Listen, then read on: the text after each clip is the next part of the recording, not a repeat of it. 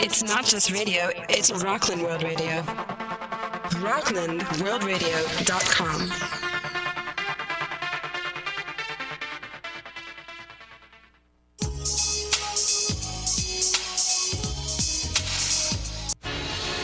Welcome to Sober University, your next step to successful recovery, with Cheryl Adler, who says if you are going to crave anything, crave living life to the fullest. Maximize all you have and squander nothing. This program provides information to help you get your physical, mental, and spiritual house in order. And now, the host of Sober University, Cheryl Adler. Good evening and welcome to the show. I'm so pleased to introduce Dr. Jessica Downing, veterinarian at Valley Cottage Animal Hospital in Valley Cottage. Hi, Cheryl. Thank you for having me tonight. It's great to see you. It's wonderful. Dr. Downing joins us tonight to share a wealth of information about the joys, the responsibilities, and the therapeutic value of having a house pet or equestrian therapy, which is often used in outdoor drug and alcohol rehab facilities. Please join us in our chat room at rocklandworldradio.com or call us with your questions and comments. We'd love to hear from you at 845-353-2910. Admittedly, Dr. Downing, I kind of cringe at the word pet and owner, because my dogs are my family, and I cannot imagine life without them. I just can't do it. I have to have dogs in my life. It's an impossibility to live life without them. It's essential. They're amazing. I can't wait to go home to them and tell them about my day and listen to what they have to say about their day. They're filled with boundless joy and unconditional love. They seem to have one mood, which is up. For the most part, of course. I can always, I have one particular dog that has a variety of emotions. That's very, wonderful. Very intelligent. A little more complex, which is nice to know. Yes, that's remarkable, actually. He's smart. It? Yes, it's great when they're smart. I think they're all pretty tuned in a way that we are not. So I think we have an awful lot to learn from our pets. And again, I don't like to use that word, but these beautiful creatures that we welcome into our world. So before I actually get into asking you a whole lot of things and have you share lots of information with our wonderful audience, I would like to share a story with you about a remarkable woman. She's an author, and a woman named Carolyn Knapp, K-N-A-P-P, if you'd like to look her up. She's an author from New England, and she wrote a couple of books. Her first book was titled Drinking a Love Story, which really is a memoir of her profound struggle with alcoholism. And after that book, she got sober. She got sober struggling through that book, actually. It was a very painful book to read, but also an exhilarating and hopeful book to read. So put that on your list of books to read. The book that really connects with our topic tonight is a book that's called Pack of Two, The Intricate Bond Between People and Dogs. And this book is about how Carolyn rescued a dog and named her Lucille. At first blush, it's all about how she rescued Lucille, but ultimately, it's about this very deep bond between the two of them and how that bond is incredibly mutual. And I would like to read an excerpt from that book because it really, really touched my heart, and I know that it touched your heart as well. So let me start with this excerpt from Ms. Knapp's book, Pack of Two. Before you get a dog, you can't quite imagine what living with one might be like. Afterward, you can't quite imagine living any other way. Life without Lucille? Unfathomable. To contemplate how quiet and still my home would be, and how much less tenderness and how unanchored I'd feel without her presence, and the simple constancy of it. I once heard a woman who'd lost her dog say she felt as though a color were suddenly missing in her world. The dog had introduced her field of vision to some previously unavailable hue, and without the dog, that color was gone. That seemed to capture the experience of loving a dog with eminent simplicity. I'd amend it only slightly, says Carolyn Knapp, and say that if we are open to what they have to give us, dogs can introduce us to several colors, with names like wildness and nurturance and trust and joy. It's great, Yeah, isn't it's it? beautiful. It's very true. It's very true. So, Dr. Downing, given that we are both great animal lovers and you have made this your life career, can you share with our listeners a little bit about you and how you became a veterinarian? What led you to that? Sure. Ever since I was a small child, I just had a fascination with animals. I love the outdoors, I love nature, and animals are a part of the outdoors and nature. And I used to watch every animal show on TV. I used to collect cards and read books on animals and the facts. It was just all very fascinating to me. And so it doesn't take much creativity on my part to decide growing up that I would want to be a veterinarian and learn as much as possible about animals and really interact. It's a wonderful, very fulfilling career for me. So I knew what I had to do. I knew it was going to take school and with a lot of family support. A lot of and dedication. Guidance. And yeah, I went through college and I went on to vet school after that. And it wasn't easy. Pretty vigorous. But very, very. Yes.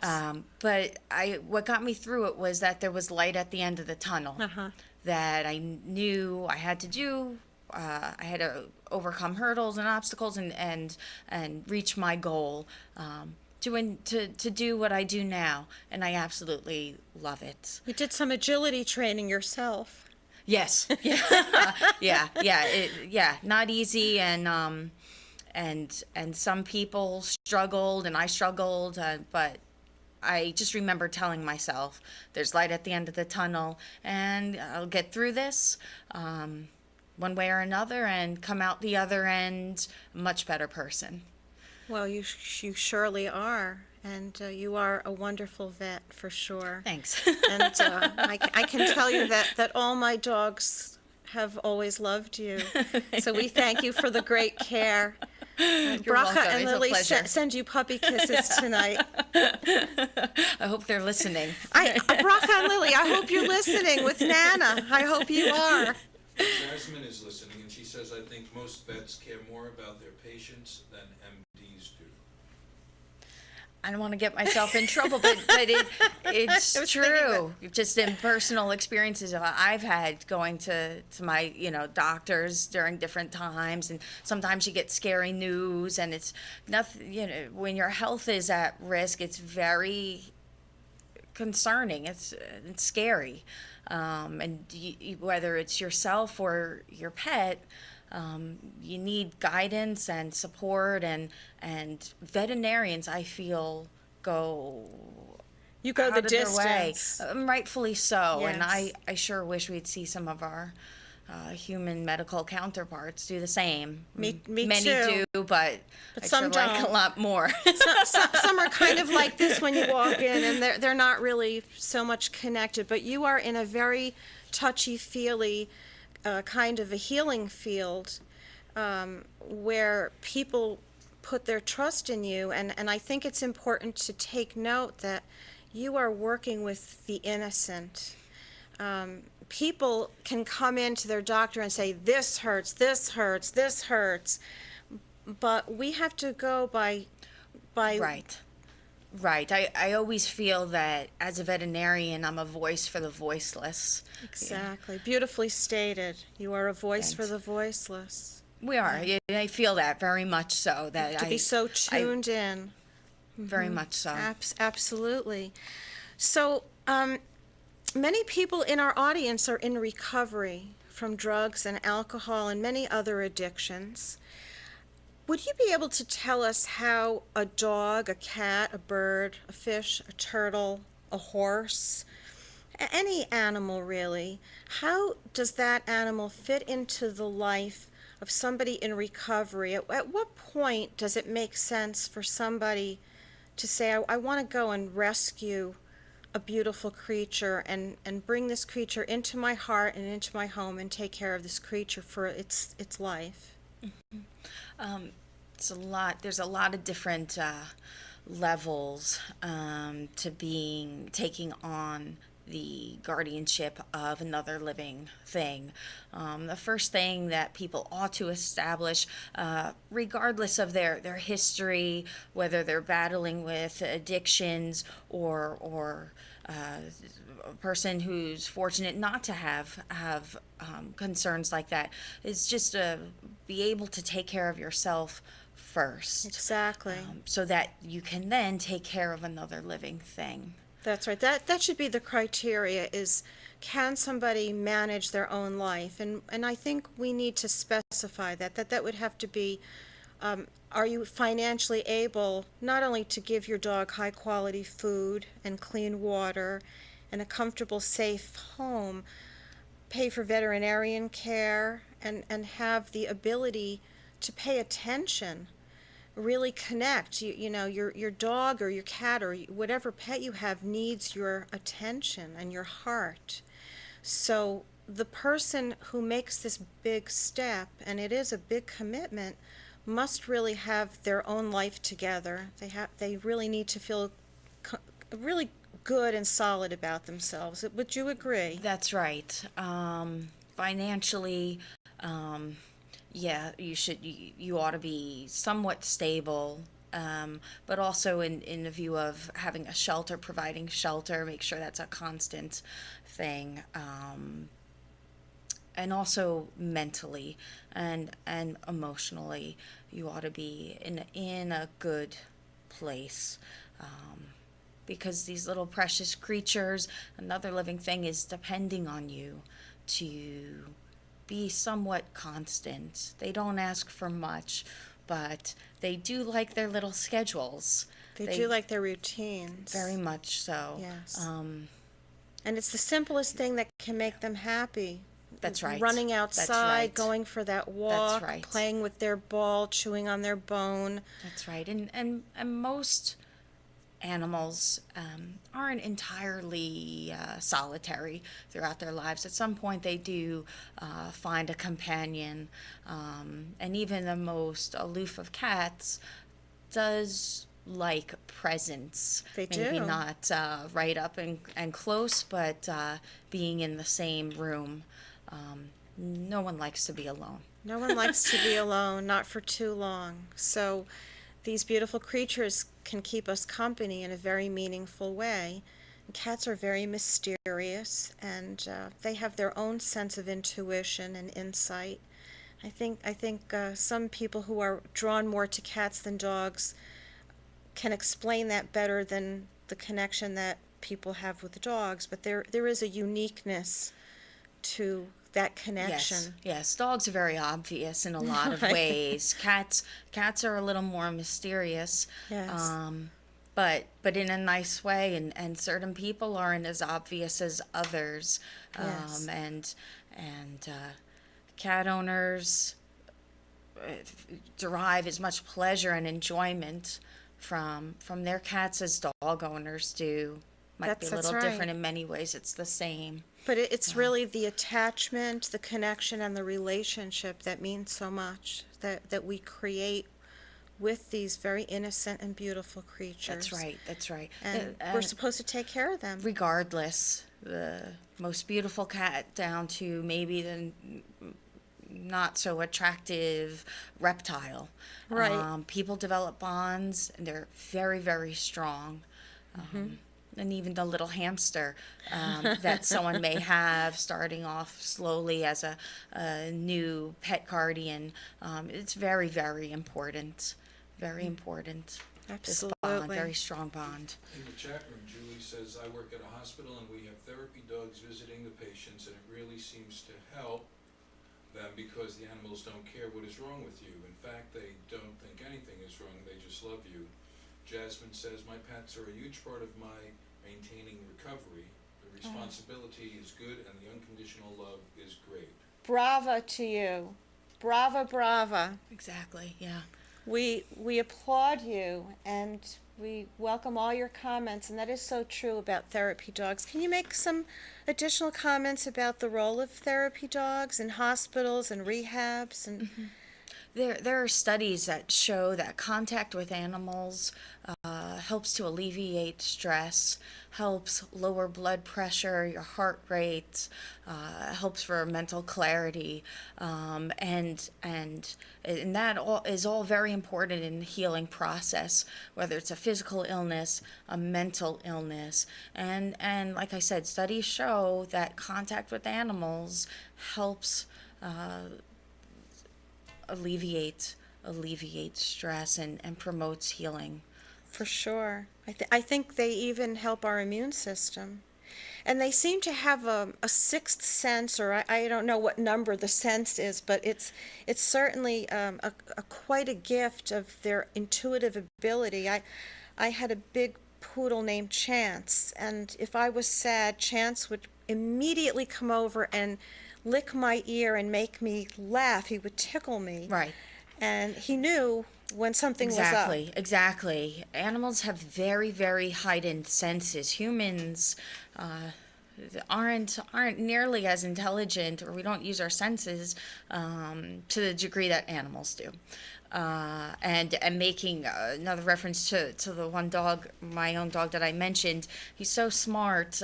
He goes through a range of emotions, and it's based on my emotions. If I'm uptight about things, if I have serious concerns on my mind, he feeds off of that, and I can see the anxiety in his face. And they're very, very much in tune to their guardians, and I think that helps people who are sick or struggling with an addiction, knowing that they're not alone, that another living thing feels the same emotions and is looking up to them to make things better, and to it gives them strength to pull through when times are tough. Exactly. So people can lean on their pet, and their pet can lean on them in a very giving exchange. And instead of going out and being in a bar or a place where you shouldn't really be because it could compromise your recovery, get out in the field and run like crazy with your dog. Exactly. Or roll on the floor with your cat. Just do something active. Right. It's very therapeutic. Ride a horse, or Exactly. go to a horse ranch and learn what it takes to take care of horses. I mean, we see that in that beautiful film War Horse. That's right. The bond. Right. Exactly. And even if you're not in a position right now to adopt or rescue an animal, you certainly can help out. Volunteer your time. There's a huge, tremendous need for people to volunteer their time. Where should they go to do this, Dr. Downing? Can you give our listeners, especially our Rockland listeners, since we are a world internet station, but those who are in Rockland, can you give us some hints of where people who say, well, I have an apartment, I can't adopt a Great Dane because I'm in a studio and I have no backyard, but I want to do something, I want to help a dog or a cat. What can they do? Right. So the easiest place, the most obvious place, is to look at your local shelter. Here in Rockland County, we have High Tour shelter. It's come a long way. Desperately needs volunteers. There's so many pets that have been abandoned or neglected, or for whatever reason have found themselves in that shelter. It's heartbreaking. And so certainly they'll take on volunteers, whether it's walking dogs, feeding cats, medicating little very kittens in the meaningful. springtime. Beautiful. So that's one way of getting involved. And we really want to emphasize the value of when you're ready and able, that we really applaud people for rescuing dogs and cats. That's right. Because there are so many who need a home. That's right. And volunteering, there's the county shelter. There's also private rescue associations that will take on volunteers. It's a nice way to understand what being a pet guardian entails. And it's also a nice way to meet some of these animals. They all have special stories. Yes, they do. Have their own stories. It's a nice way to find that pet that has a meaningful story to you. Yes. You may start out fostering a pet only to find out that then you take that pet into your family permanently.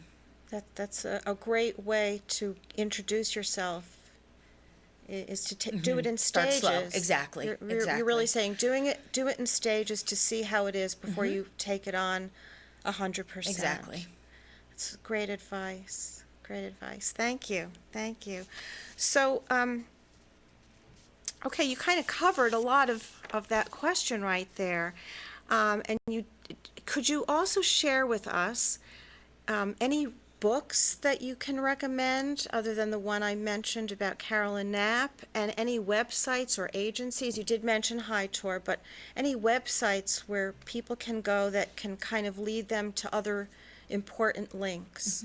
Certainly petfinder.com. Petfinder.com is an awesome website, because not only does it allow you to look at potential pets that are up for adoption, it has a list of local rescue associations and shelters. That's fantastic. It's very nice. And if you want to take things slowly and start on a small scale, dogs certainly require a tremendous amount of commitment, physical activity. Horses also require some physical activity. I know somebody who found a hamster on Petfinder, rescued a hamster.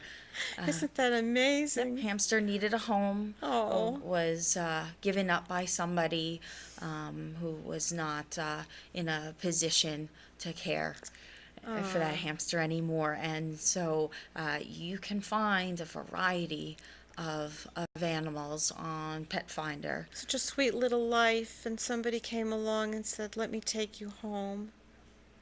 And she loves that hamster very much. I can only imagine. It's a good thing. It's a good thing. It's beautiful. It's beautiful. These are the kind of stories that I'm sure you enjoy telling, because you don't always get to see the happier side. That's right. You see illness, and you do your best to help save lives. But it's wonderful and really uplifting that you can tell a happy story like that. I think there are a lot of happy stories that go on every day, that go unnoticed. I think one of the happiest stories, and a continuing theme that I come across when I meet pet owners for the first time, and they bring in their pets to me, and they're not doing well. They're seriously ill. Owners always go back to those early days, how they actually came across this particular pet, whether they found the kitten on their doorstep on a stormy night, or they went to the shelter and that little puppy or older dog just came right up to them and looked them straight in the eye, and that bond was established. Right away. Very instantaneously. I remember vividly being in your waiting room, and a woman came in quite early in the morning. She had been driving to work, and a dog had run across the thruway, and she risked her own life pulled her car over and went after the dog who had been hit by a car on the thruway. And she rushed the dog to your hospital, and you saved the dog's life. That's right. We see almost every day Countless stories. people doing good. Yes. Animals bring out some of the best qualities in humans. Where you go and you sacrifice your own life to rescue another living thing. Thank God for that. Bring out the goodness. They bring out the responsibility, the compassion, the caring. They serve as an anchor for people, a reason to come home at the end of the day, a reason to go to work in the morning. That's right, because we have to bring home the kibbles. or or else you'll see little sad eyes looking at you when the bowl is empty. That's right. So they bring out the best in people. Right. And we know that sometimes people are not so kind to animals, and that is certainly another reason why we emphasize rescuing innocent beings. It's true. They're just like humans. There are so many animals that have been abused and neglected and rejected by And people, abandoned. and hurt by Yes. people, and people who are struggling with addiction.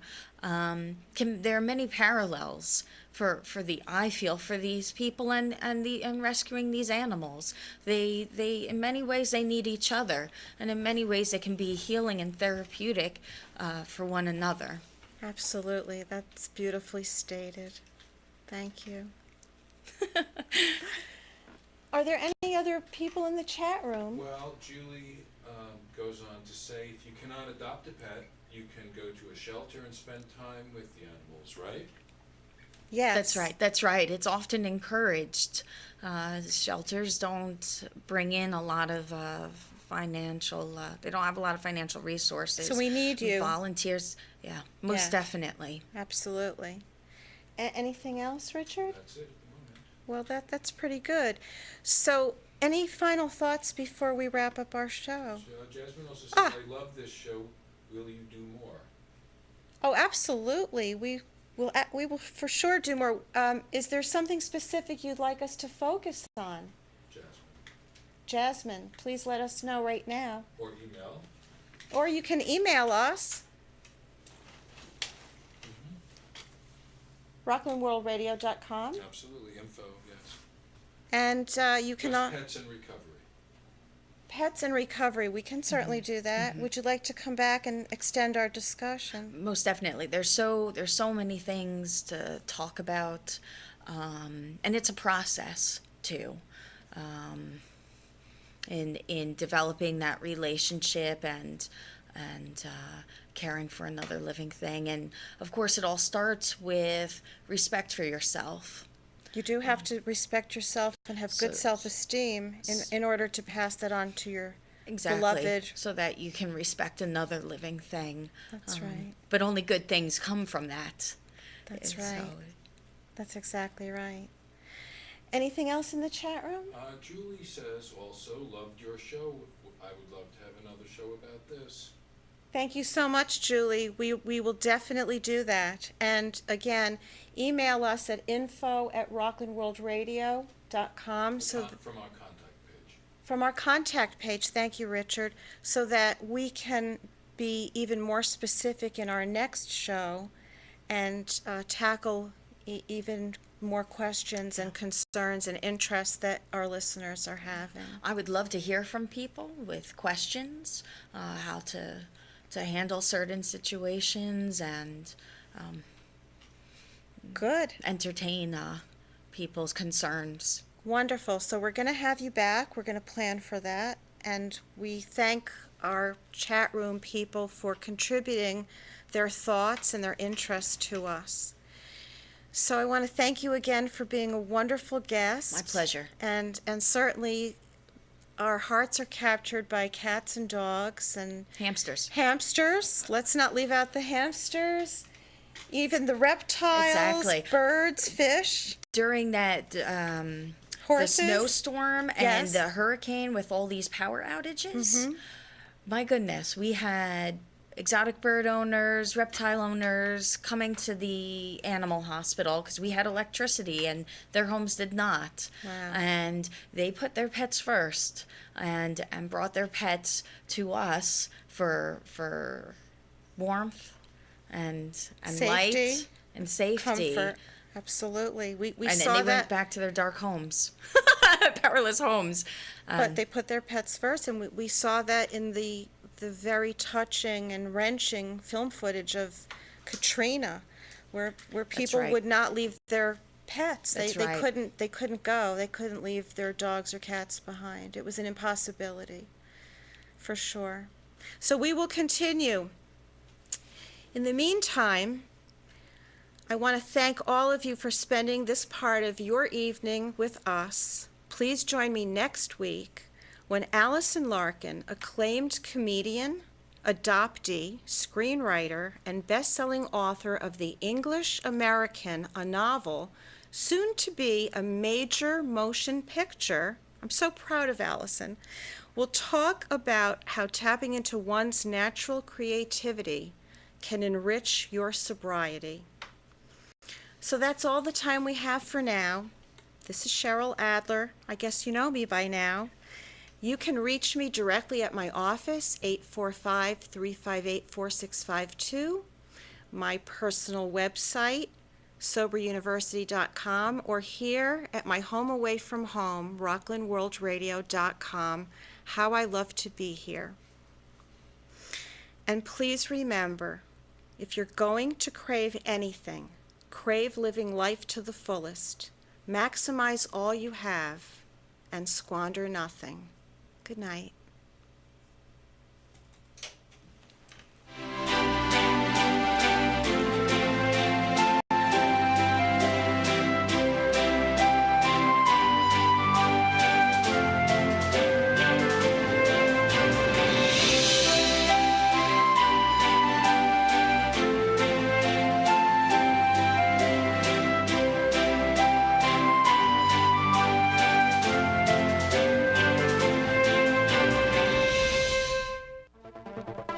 It's not just radio, it's Rockland World Radio.